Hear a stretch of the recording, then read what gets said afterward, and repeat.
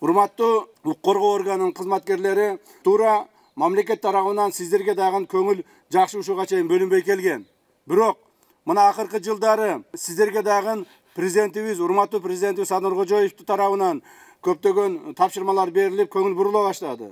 Ички иштер министри генерал-лейтенант Улан Омоканович Ниязбековдун аракети менен, ошонун кылган жакшы иштери менен уюштуруучулук, ыкчам аракеттердин негизинде көптөгөн жыйынтыктарды берип атат. Бирок бул дагы жетишсиз азыр.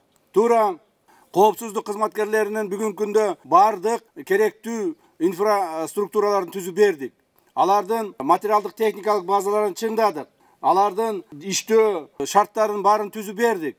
Эми мына быйылдан баштап президентибиздин тапшырмасы негизинде 2024 жылдан баштап биз укук коргоо органдарын карай баштайбыз. Бардык керектүү техникалар менен камсыз кылабыз. Жаңы имараттарды курабыз. Айлык акыңарды карап чыгабыз. То есть сиздерге толук шарттарды түзүп беребиз. Ошого жараша сиздер дагы мыйзамдын чегинде өз аракеттериңерди жүргүзүшүңөр керек. Урматтуу милиция кызматкерлери, ачык айтыш керек, биздин арабызда дагы мыйзам бузгандар көп катталып атат. 2023 жылы эле укук коргоо органдарынын арасынан коррупцияга сектелип кармалгандар кандай көбөйдү, өздөрү кылмыш кылып кылгандар кандай көбөйдү, наркотика менен жана башка иштер менен кармалган өзүбүздүн эле кызматкерлер болуп чыгып атат.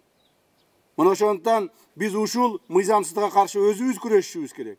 Эгерде өзүбүздүн кызматыбызга берилбесек, биз мыйзам сактай албасак, анда кимден мыйзам сактоону биз суранабыз. Мындан ары дагы өзүбүздүн арабыздагы ошондой мыйзамга баш ийбеген, баш ийгиси келбеген же өзүнүн жеке кызыкчылыгы үчүн аракет кылган адамдарды биз жоопко тартабыз. Ошондуктан сиздер дагы мыйзам чегине кайтпаган кызматкерлерди, жаныңыздарда кызматкерлерди айтып деп түшүндүргүлө, айткыла. Баары бир мыйзамды бузса колго түшөт.